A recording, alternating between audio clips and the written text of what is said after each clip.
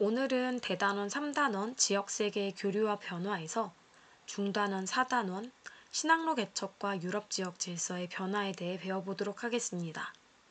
그 중에서도 오늘은 신항로 개척에 대해 배워볼 거고 교과서는 122쪽부터 127쪽을 펴주면 됩니다. 먼저 신항로 개척의 배경과 전개에 대해서 배워보도록 하겠습니다. 먼저 신항로 개척의 배경입니다.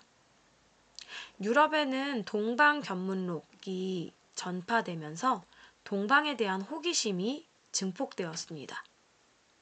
또한 십자군 전쟁 이후 활발한 동서교류를 통해 동방의 산물, 즉 향신료나 비단, 이런 동방 산물에 대한 수요가 증가하게 되었는데요.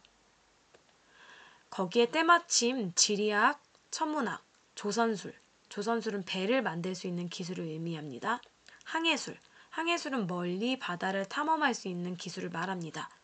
이런 다양한 그런 학문과 기술이 발달하면서 멀리 항해를 할 수 있는 원거리 항해의 여건이 조성되게 됩니다.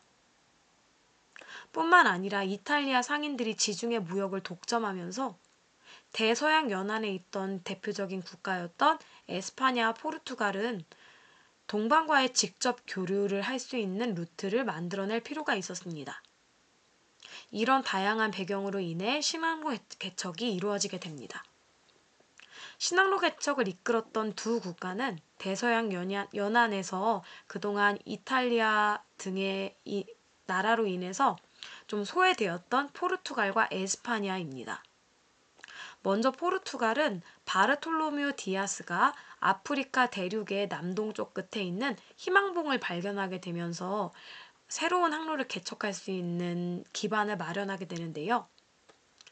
이후 바스코 다 가마는 희망봉을 돌아서 인도에 도착하게 됩니다. 새로운 항로를 개척하게 된 것이죠. 에스파냐는 콜럼버스를 통해 서인도 제도에 도착했습니다. 콜럼버스는 이곳이 아메리카라는 사실을 인지하지 못하고 인도를 찾아 떠난 거기 때문에 이 지역을 인도라고만 생각하고 죽었다고 해요. 이후 마젤란은 아메리카의 남쪽 지방을 돌아서 태평양 인도양을 거쳐 다시 에스파냐에 돌아옴에 따라서 최초의 세계 일주에 성공하고 지구가 둥글다는 걸 직접 증명하게 됩니다. 다음은 신항로 개척의 결과입니다. 신항로 개척을 이끌었던 국가가 대서양 연안에 있었던 에스파냐와 포르투갈인 만큼 그동안의 지중해 중심의 무역이 이제 이동을 해서 대서양 중심으로 변하게 됩니다.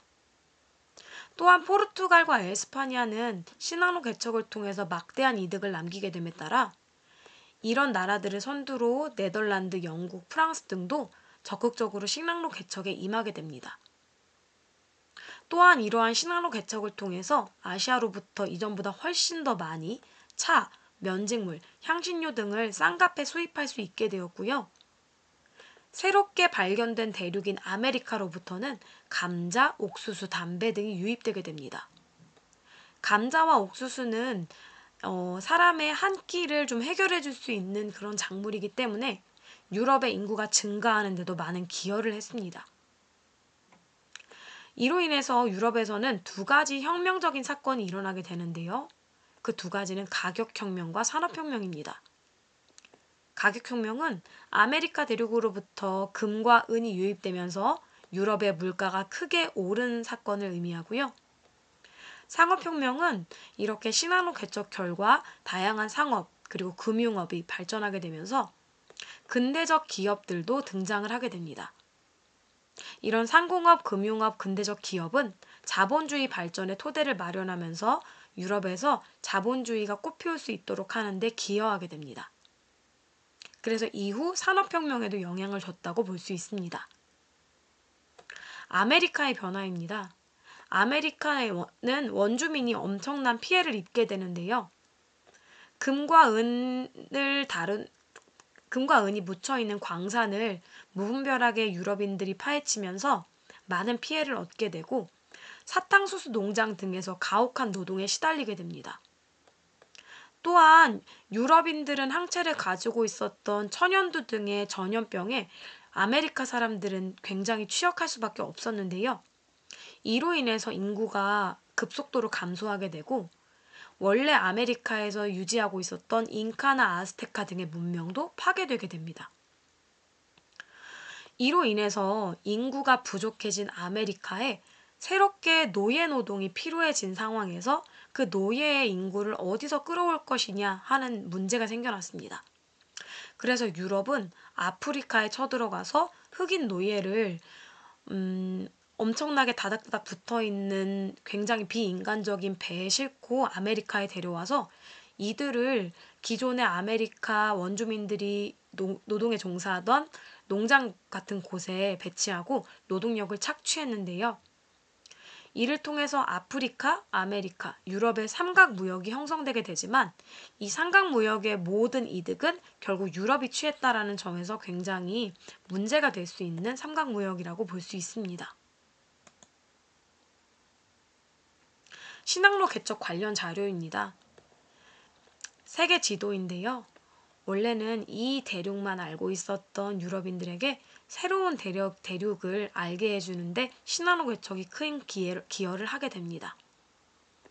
이 지역은 아메리카고요. 콜럼버스는 서인도 제도에 도착했지만 이 지역이 신대륙이라는 걸 몰랐고 인도라고 생각했기 때문에 서인도 제도라는 명칭을 붙인 것입니다. 기역의 탐험로, 기역은 초록색이죠? 요렇게 서인도 제도에 왔다 갔다 한 사람은 콜럼버스고요.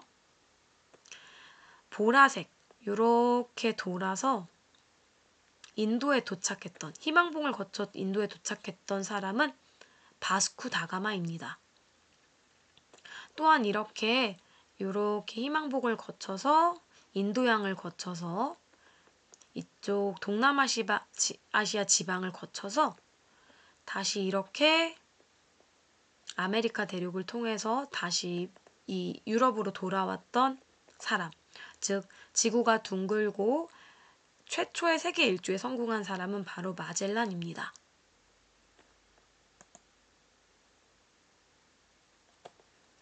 아메리카에서 감자가 유입되면서 고흐가 그린 그림에도 감자를 먹는 사람들의 모습이 그려져 있고요. 옥수수밭과 종달새라는 그림을 통해서 유럽의 옥수수가 전파되었음을 알 수 있습니다. 하지만 유럽인들은 아메리카 원주민을 가혹한 노동으로 착취를 하거나 그들이 전파시킨 전염병으로 인해서 아메리카 원주민들은 많은 고통을 겪다가 죽게 됩니다. 그래서 이렇게 인구수가 급격히 감소하게 되고요. 아메리카에서 전파된 작물에는 옥수수, 감자, 고구마, 담배, 고추 등이 있습니다. 그래서 우리나라도 김치를 빨갛게 담그기 시작한 건 16세기 이후라고 볼 수 있습니다. 그 전에는 백김치만 존재하고요. 이것이 삼각무역입니다. 유럽은 아메리카에 모직물을 보내고 아메리카는 은이나 담배나 설탕을 유럽에 보냅니다. 또한 유럽은 아프리카로부터 금이나 상아를 빼앗아 오고 무기나 공산품을 팔게 됩니다. 아메리카에 유럽인이 전파한 전염병이 휩쓸고 가면서 아메리카 인구수가 급격히 줄어들에 따라 대농장을 경영할 수 있는 노예 노동력이 필요했던 유럽은 아프리카에서 흑인 노예를 비인간적인 모습으로 데려가게 됩니다. 이게 바로 비인간적인 노예 무역선의 모습입니다. 노예들은 30cm 남짓의 공간에 갇힌 채 쇠고랑에 묶여 어디로 가는지 알 수 없는 배에 타서 아프리카에서 아메리카로 향했어야만 했습니다.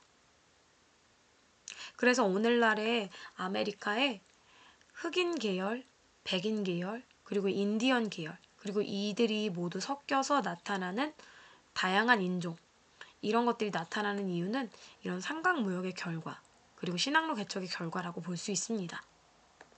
오늘은 여기까지 하겠습니다.